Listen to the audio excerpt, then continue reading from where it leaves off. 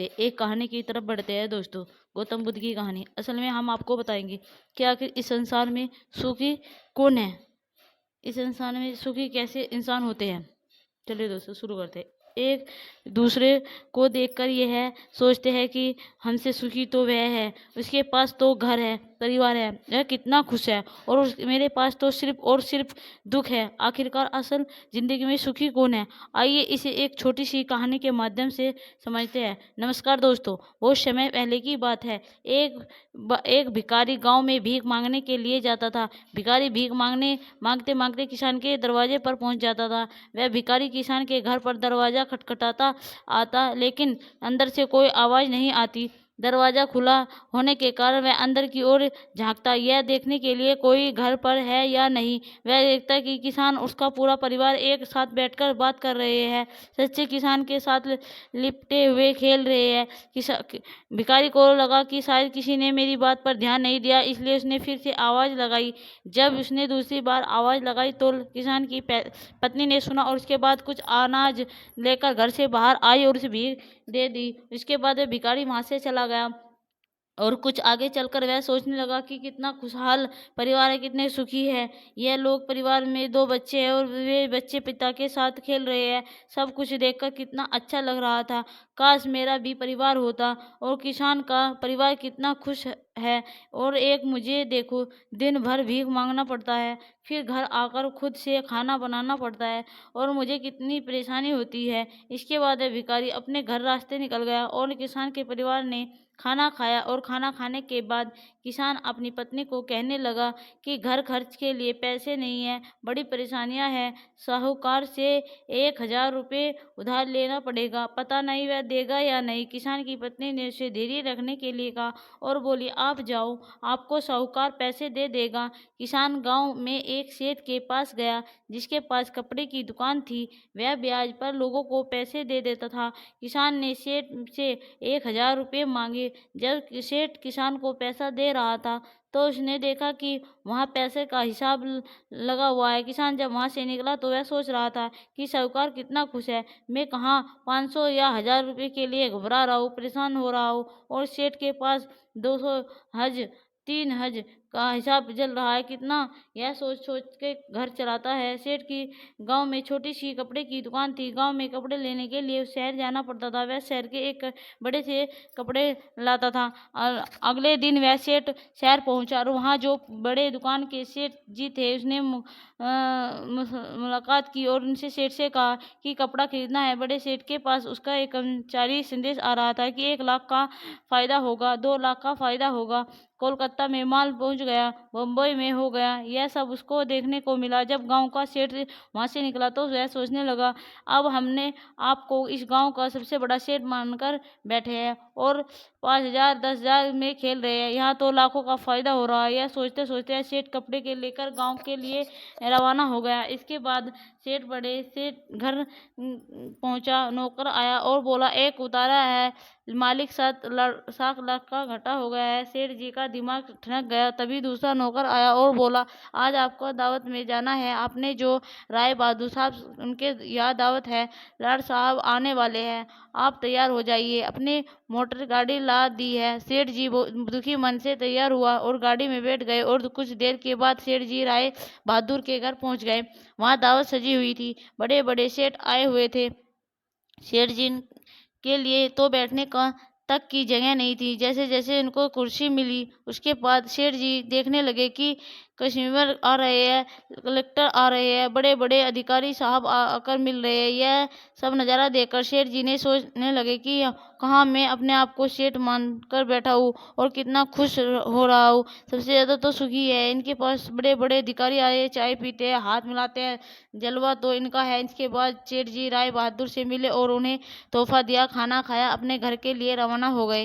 राय बहादुर साहब के यहाँ दावत खत्म हो चुकी थी और इनका सर दर्द होने लगा, क्योंकि इन्हें दिन भर से चिंता थी कि दावत कैसी होगी। जाकर कमरे में लेट गए। नौकर आ रहे इनकी सेवा करने लगे। जब सर दर्द बढ़ गया तो डॉक्टर बुलाया गया।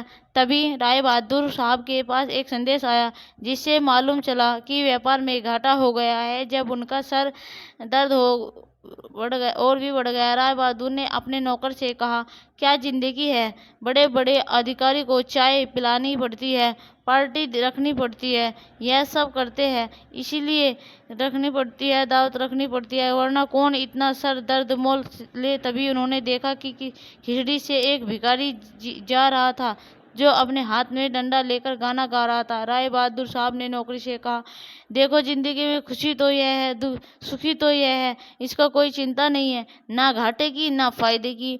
यह वही भिखारी था जो किसान को सुखी मानता था, खुश मानता था। दोस्तों, हर इंसान खुश होता है, लेकिन वह अपने से धनवान व्यक्ति को देखकर दुखी हो जाता है।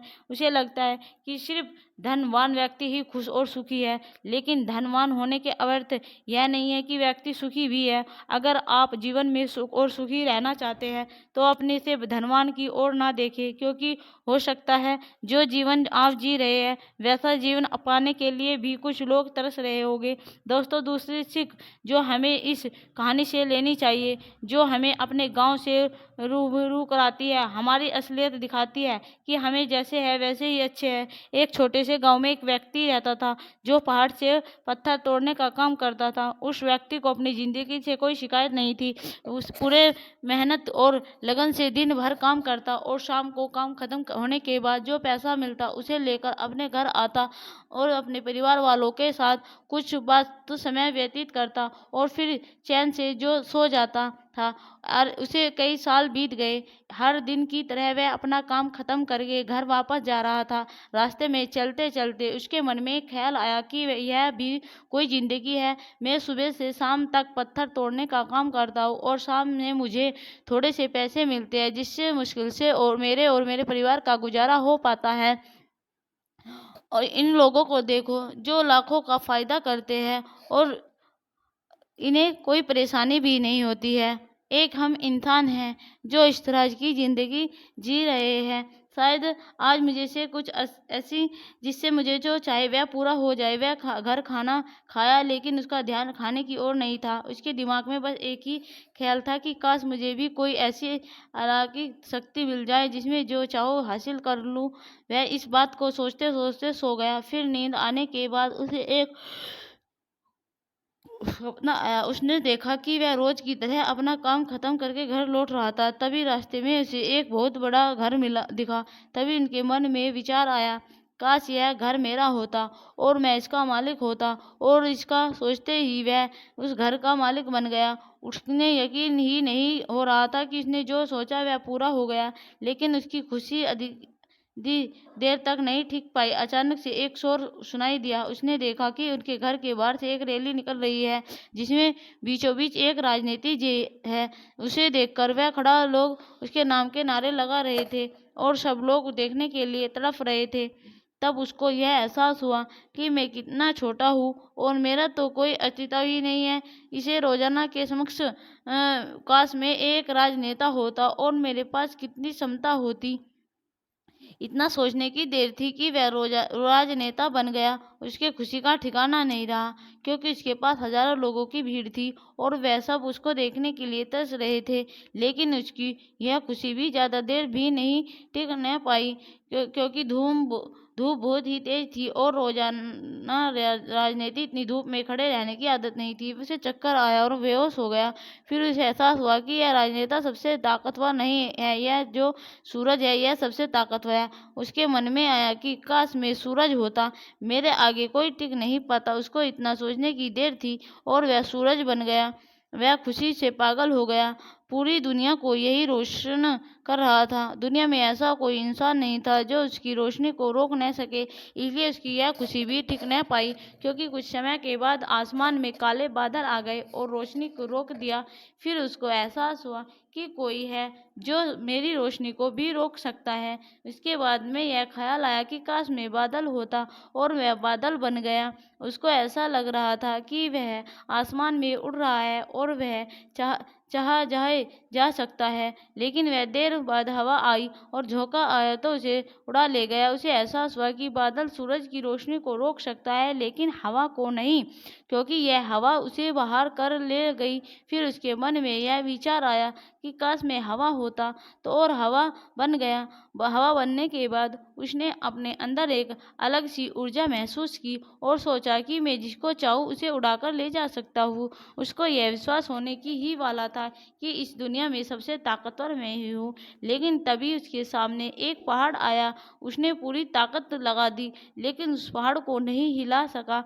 उसको एहसास हुआ कि कोई है जो हवा से ज़्यादा शक्तिशाली है, जिसमें हवा को रोकने का भी दम है। फिर उसके मन में यह ख्याल आया कि काश मैं पहाड़ होता, और वह पहाड़ बन गया। लेकिन हर दिन की तरह उसकी खुशी का ज़्यादा देर तक ठिकाना नहीं आया। एक जानी पहचानी आवाज़ उसे सुनाई दी, और साथ ही उसको दर्द होने लगा, जैसे कि कोई है जो उसे तोड़ रहा है, मार रहा है। तब वह दर्द से चीखने लगा, और उसके मन में आया वह मन बन गया जाऊ जो पहाड़ को तोड़ने का दम रखता है। लेकिन इस बार उसकी ख्वाहिश पूरी नहीं हुई। वह चीखने लगा, चिल्लाने लगा, अपनी पूरी ताकत लगा दी, लेकिन इस बार वह नहीं बन पाया। उसका दर्द बढ़ता ही चला जा रहा था। उस दर्द के कारण उसकी नींद खुली तो उसके सामने एक शीशा था। उसी शीशे में खुद को देखा तो समझ आया कि वह क्यों नहीं बन पा रहा था जो बनना चाह रहा था, क्योंकि असलियत में तो वह वही हूँ। दोस्तों, किसी से कुछ सीखना अच्छी बात है, लेकिन अपना अस्तित्व को भुलाकर किसी और के अस्तित्व को अपना लेना खुद का एक एवं साथ ही उसे ईश्वर रूपी कारीगर का भी आसमान का होता है, जिसे आपको सबसे अलग बनाया है। हमें भूल जाते हैं कि हम सभी में एक ऐसी ख्वाहिश होती है जो हमें आपको खास बनाती है। उस हम खुद के अंदर तलाश करना चाहते होता है। इसलिए आप जैसे भी हैं, आप अच्छे हैं। आपको किसी के भी जैसा बनने की कोई ज़रूरत ही नहीं है। आप जैसे भी हैं सर्वश्रेष्ठ है। अगर आपको कुछ बनना है तो आप अपने आप को पहचाने, अपनी क्षमता को बढ़ाना और अपना श्रेष्ठ संस्करण और तीरी सीखिए। हमें इस कहानी से सीखना चाहिए। एक गांव में एक राजा रहता था, जिसने अपने जीवन काल में कई लड़ाइयाँ जीती और काफ़ी हद तक अपने साम्राज्य का विस्तार किया था। क्योंकि समय के साथ राजा की सूझबूझ और साहस के कारण साम्राज्य बढ़ता गया। राजा या तो अपने शत्रुओं को परास्त करके वहां अपने साम्राज्य को झड़ा गाड़ देता था, या फिर शत्रु स्वयं उसके सामने आत्मसमर्पण कर देता था। साम्राज्य के अंदर भी सुख और शांति का माहौल था। लोग बिना किसी डर के खुशी से रहते थे। इसी तरह उनका जीवन अब 56 वर्ष का हो गया था। राजा बहुत खुशी और धूमधाम के साथ रहता था, लेकिन वह व्यस्त हो चुका था। उसका एक ही बेटा था, जिसकी उम्र 16 साल की थी। राजा जानता था कि इतने बड़े साम्राज्य का शासन करने के लिए उम्र से ज़्यादा समझदारी और कुछ महत्वपूर्ण बातें मायने रखती है। जो इन बातों को अपना लेती है, वह इतने बड़े साम्राज्य पर आसानी से शासन कर सकता है।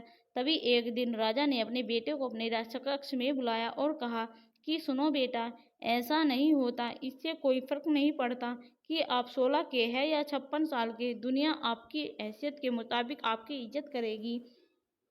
हर कोई चाहता है कि लोग उसकी इज्जत करें, उसे मजबूत समझे, लेकिन इतना आसान नहीं है। अगर आप चाहते हैं कि लोग आपका सम्मान करें, तो सबसे पहले यह रखें मैं किसी से खुद का सम्मान करने के लिए ना कहे, किसी से सम्मान की भीख ना मांगे। यह कमजोरी की निशानी है, क्योंकि सम्मान लोगों के लिए एक शक्ति है। आप बने इतना अनमोल और शक्तिशाली ताकि उन्हें अब सबका आपका सम्मान करना पड़े। क्या आप जानते हैं लोग समुद्र का सम्मान क्यों नहीं करते? क्योंकि वह किसी को भी उसका सम्मान करने के लिए नहीं कहता। समुद्र की शक्ति में प्रभावित लोग उसका सम्मान करते हैं क्योंकि वह शक्तिशाली है। लोगों के मन में समुद्र के प्रति सम्मान के अलावा आपके पास यह तरीके की ताकत बनने का कोई और तरीका नहीं है, ताकि लोगों को किसी भी स्थिति में अपना आपका सम्मान करना पड़े। इसके लिए आप स्वयं को जीवन के हर पहलू में मजबूत और शक्तिशाली बनाएं। अपना वादा हमेशा पूरा करें, इससे आपका स्वचालित रूप से सम्मान मिलेगा। साथ ही दयालु बने और दूसरों का भी सम्मान करें।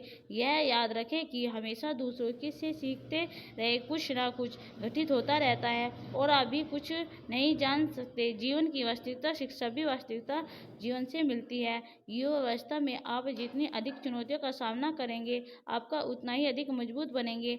आने वाले समय में आप अधिक प्रगति करेंगे। यह जीवन का समय है जहां आपको लड़ाइयों के प्यार में नहीं पड़ता, बल्कि खुद को मजबूत बनाने पर केंद्रित करना है। आप एक अनमोल और शक्तिशाली व्यक्ति बन जाएंगे, ताकि आप बनना चाहे तो यह अपने आप आ जाए, अपने जीवन में लाए और आगे बढ़ना शुरू करे। तो कुछ लोग आपको पीछे खींचने की कोशिश करेंगे। यह लोग आपके मित्र या परिवार में से कोई भी हो सकता है, या आपके सपनों का मजाक उड़ाया जाए, या आपको ऐसी आदत अपनाने के लिए कहेगा जिससे आपका समय और ऊर्जा बर्बाद होती है, क्योंकि वे आपको आगे बढ़ते नहीं देखना चाहते। वे आपकी प्रगति से ईर्ष्या करेंगे, क्योंकि इनकी कमजोरी आलस्य के कारण वे काम करने से असमर्थ है। ये वह नहीं चाहते कि आप ऐसा कर सके। साथ ही लोग आपको पीछे खींच लेंगे, क्योंकि कुछ दोस्त तो सिर्फ थोड़े समय के लिए मनोरंजन के लिए बनाई जाती है। इसलिए जब आप उन चीज़ों को करना बंद कर देंगे तो उनका मजा कुछ समय के लिए कम हो जाता है जो वे आपके लिए साथ बिताते थे। इसलिए वे आपको पीछे खींचने की कोशिश करेंगे और आपको अपने जैसा बना देंगे।